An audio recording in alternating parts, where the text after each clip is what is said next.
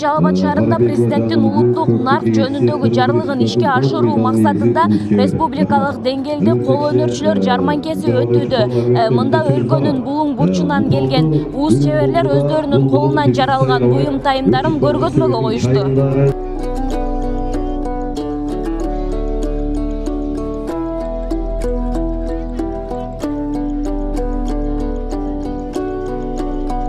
Мен Аширова Сейитпи, Аксы районунун кол өнөрчүлөр тобунан келдик. Ушу үчөөбүз бир топ болуп жүрөбүз. Анан кийин мунугу эски унутта калып аткан курактарды, мындай таарларды, сокмолорду азыркы жаштарга, муундарга көргөзмө кылып калтырып кеткенге аракеттенип иштеп келатабыз. Мындай курактарды курайбыз, мындай куржундарды, мындай чачыктарды саймалайбыз.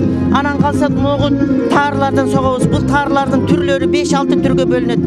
Какма деп айтылат, тигиндей букары деп айтылат, терме деп айтылат. Биз ошол азыркы сынактарды өтө жакшы көрөбүз. Артыбызда калган жаштарга үлгү болот.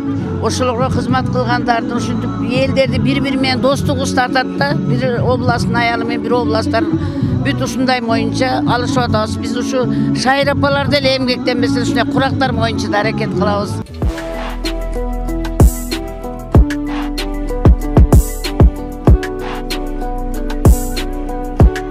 Бул жерде мына курактар, ар түрдүү курактар бар. Ушулардын баарын өзүңүздөр курайсыздар, э? Өзүбүз тегип, өзүбүз курайбыз.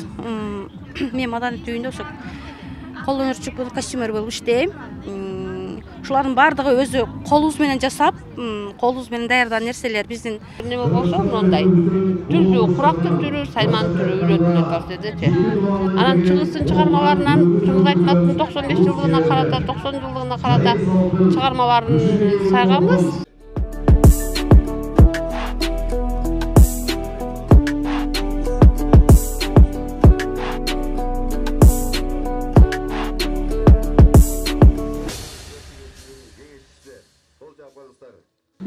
Бул иш-чара өзгөчө республикалык маанидеги Сузак райондук мамлекеттик администрациясынын тарабынан терме акындын айдыңы курак элдин байлыгы деген иш-чара райондук администрациянын тарабынан республикалык деңгээлде уюштурулуп атат. Бунун мааниси мына быйылкы жылы мына жарлыкка карата жерлерде, шаарларда ушундай иш-чаралар өтүп атат. Ошонун жалпысынан бул жерде Маданият министрлиги тарабынан дагы колдоо көрсөтүп, акчалай бизде ошо элибиздеги бар кол өнөрчүлүктөрдүн баарын ушу даңазалоо